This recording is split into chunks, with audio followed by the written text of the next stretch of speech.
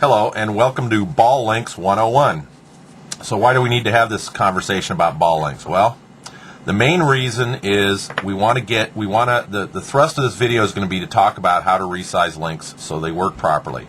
Well, why do we need to resize links? Well, the first thing is too tight a link and your servos will have a hard time moving the balls. And if you think about it, from the swash plate all the way up through the head, any movement in the swash translates to movement in the grips on the head. And so we're going through several balls all through the head and down to the swash, and if they're all tight, that means a lot of force to be counteracted by the servo.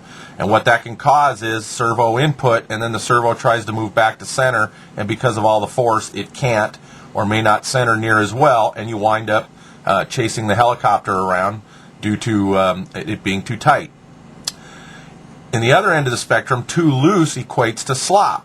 So you might think, well, one ball here having a little slop, but if they're all sloppy all through the head, it's almost identical as being too tight. Slop, slop, slop, slop. The next thing you know, swash plate moves, input to the grips, moves center, but the grips the movement doesn't translate all the way up through the head to the grips, and you wind up chasing the helicopter around. So for a really smooth running heli, or flying heli, it's good to size your links. And get your links sized so that everything works well. So now a little bit more about links and balls here. The new Align swash plate comes with steel balls, at least for the SE. The SE comes with steel balls in the kits, but older SEs and older XLs and whatnot, they had aluminum balls. Now the interesting thing about this is over several flights, what wears on balls and links is actually these aluminum balls. This is why Align now has come out with the steel ones. I have not flown the steel ones long enough to see if they too wear, but normally on my helicopters I'd find when I'd start getting slops and links it was time to replace the balls. The links were usually fine. So that's so you understand the difference between the balls there. On the Align ones you might want to think about as they wear out, replacing them with steel and see how they go. Again, I haven't flown them long enough to know whether they're wearing. Okay, the next thing about links is Align has used several different colors and link sizes or tightnesses through their helis. They started out with gray, went to purple, went back to gray, then to black, and I believe there's been a couple iterations of black. Now what's interesting is on my brand new SE kit, I'm finding that the black links and the new steel balls are actually make a pretty good fit. I mean, that link is actually pretty nice and fits pretty well. I'd probably leave that and not actually resize that link. Reason being is you can tap on the swash plate and the link will fall. And that's a good sign, and it also means we don't have any lateral slop in the ball and the link. So you want to check that. However, due to tolerances, your kit may be different, and you may have it too tight. For instance, I'm going to take a purple one here because this is one that I could find that was tight.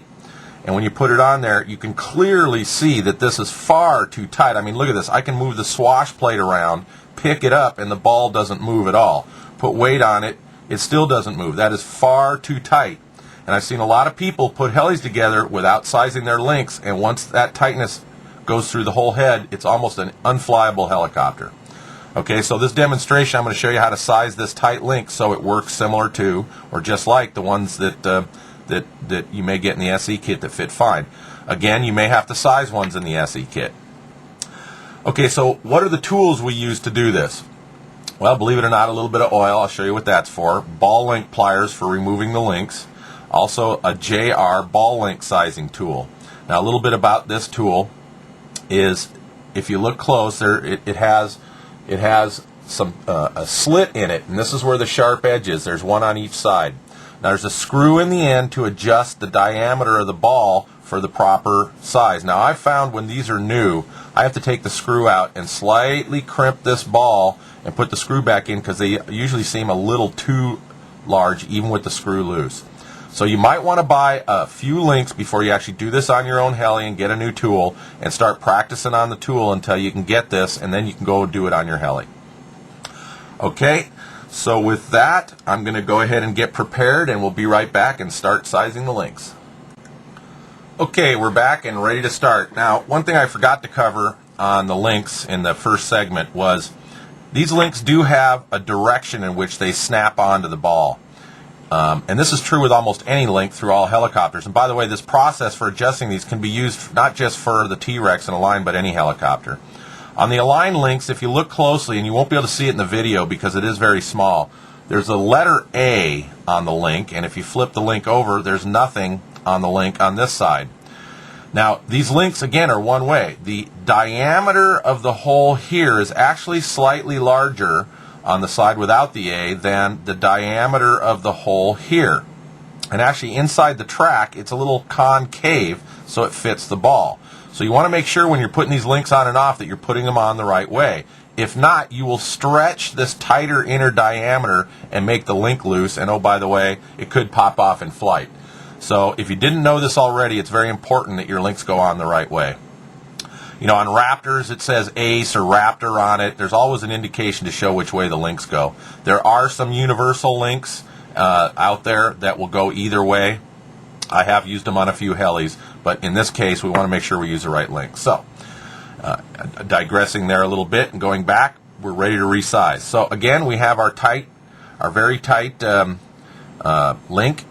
We put it on there, we can see it's way too tight. So what we want to do is we want to resize this. Now, you see me pulling the link off like this, and I'm doing this in the video for speed. But really what you should be doing at all times is using a pair of ball link pliers to remove the link. Ball link pliers work in this fashion. If you look, there's a fork and a side with a smaller fork. I'll show you what that's for. And one side has a pin on it. The idea is one way removes the link and one way installs the link. So you put the bigger fork behind the link, get it so it's not on the ball, and use the pin in the center of the ball, and when you press, it quickly removes the link. Reverse for putting them on is to turn the pliers over and put the smaller fork behind, the smaller fork behind the ball and the bigger fork on top of the link, and that installs the link. So that's how you use ball link pliers. I highly recommend using them on your bird whenever you're removing links. It just makes it easier than trying to pry at them, twist at them, that kind of thing. However, as I said, in this video, you'll see me remove them incorrectly, and it's simply for speed of the video. Okay, so let's get to resizing. We have our ball link tool, we have our tight link, and what we want to do is, again, look where the A is. The A goes on the outside, so we go ahead and insert our ball. Now, we don't want to start twisting yet because, and by the way, it's really not a twisting motion because we don't want to eat the link up or size the link too quick. Now, this is what I use a little bit of oil for. It helps to not oversize the link. I put just a light drop around the ball and the link, and that allows it to size slower. So the idea being then is you do it in this fashion and slightly turn the ball link tool as you do it. So it's an oscillating motion. And you'll feel the ball start to loosen up. As a matter of fact, you may feel the teeth a little bit grip, just like right there. And so it's an oscillating, twisting motion. You're turning the tool slightly as you're oscillating, and you'll feel it loosen up. Once you get to a point, don't go too far where you think you might have it. Again, it's something you have to practice over time. Take it off.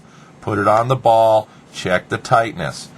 We're almost there. It's still a little too tight, but not bad. So we'll do it again. We'll put the ball sizing tool in the link. I'm going to apply a little oil again. And I'm going to do the same oscillating motion, slowly but surely. You don't want to stick the tool in there and just start twisting and drilling. You'll wind up eating the link too much. Okay, and you'll feel it loosen up a little bit more. Pull it off, put it back on the ball, and there we go. We have a pretty darn good fit there. Good test is tap it, and if the ball link drops as you tap the swash, it's there. Actually, I'm going to do this one just a little bit more. A little bit more. Smooth it up. Take it off, put it on the ball. Yep, there we go. That's what we want. Nice loose ball link. And if you go too far, what can happen, and I've purposely oversized this one, if you go too far and it just swings on its own like it's, on a hinge, that's going to probably be too loose. And the way to tell is you'll get lateral movement on the link and the ball. That is too oversized. It's unsafe to fly with those because they could pop up, and it'll translate to slop throughout your heli. So again, sizing a ball link is kind of an art to learn. Just do it slowly, a little bit at a time. Again, I suggest you buy some links to practice on and go from there. All right, so that's Sizing Ball Links 101. I hope this was helpful to you, and enjoy.